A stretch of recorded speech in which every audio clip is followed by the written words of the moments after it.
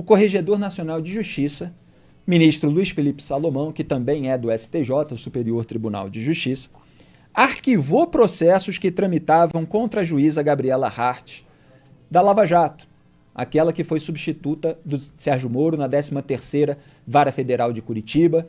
Lembrando que o Moro chegou a condenar em primeira instância o Lula no caso do Triplex, a Gabriela Hart chegou a condenar o Lula no caso do sítio de Atibaia, processos que depois tiveram um outro direcionamento quando chegaram ao STF, acabaram extintos, mas vários juízes da Lava Jato, seja de primeira, seja de segunda instância, principalmente ali no TRF4, Tribunal Regional Federal da 4ª Região, vinham sendo alvos dessas iniciativas por parte do Conselho Nacional de Justiça, o CNJ. E agora houve o arquivamento. E o mais interessante desse caso é que o Salomão entendeu agora, quer dizer, avaliou, se pronunciou agora, entender, eu acredito que já tinha entendido há muito tempo, mas estava fazendo algo porque faz parte de um grupo que tem interesse nessa retaliação.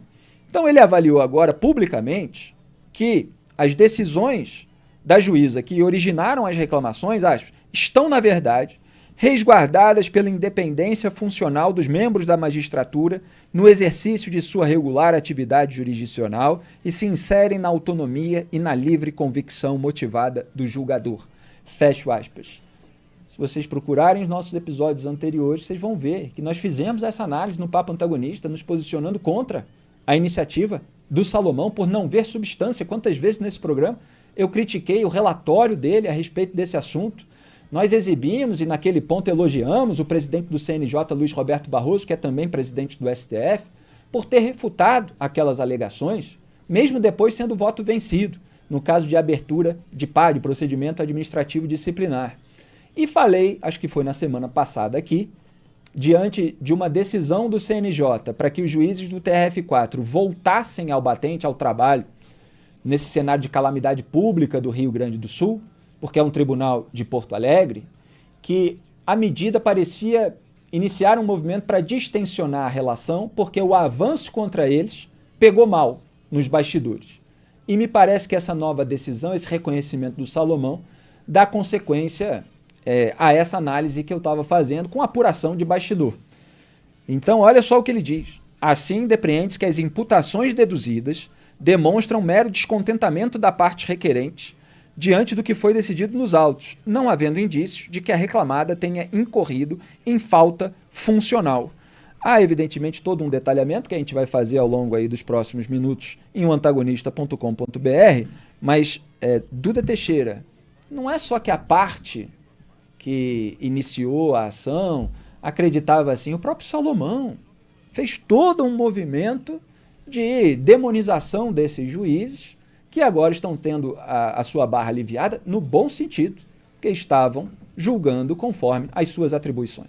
E é interessante que ele avança contra os juízes, né, sem nenhuma dúvida, justifica, e aí depois volta atrás, meio, olha, realmente eu não tinha razão, né? Mas é escola Moraes, aqui unindo uma pauta a outra.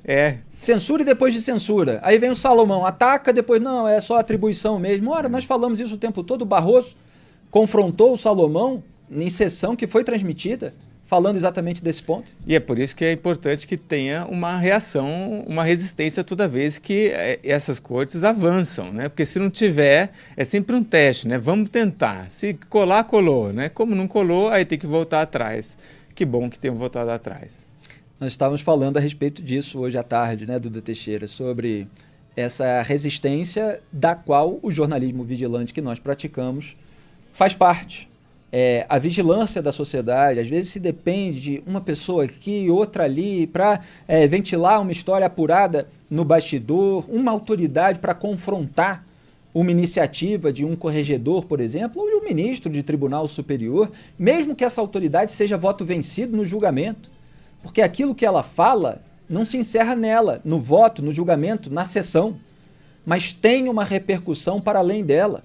Às vezes você tem uma formação de maioria de conveniência, mas no debate público aquela informação ou aquela refutação argumentativa, ela permanece, ela ecoa nas vozes daqueles que estão analisando os fatos, que não estão se deixando cegar por ideologia ou por desejo de vingança. E esse é o nosso papel, mostrar os fatos e quando não há elementos suficientes para que alguém seja punido, quando alguém simplesmente exerceu a sua função e a sua atribuição jurisdicional, no caso de juízes, a gente aponta que a iniciativa ela é política, ela não tem embasamento técnico. Então esse programa se compromete a continuar fazendo isso.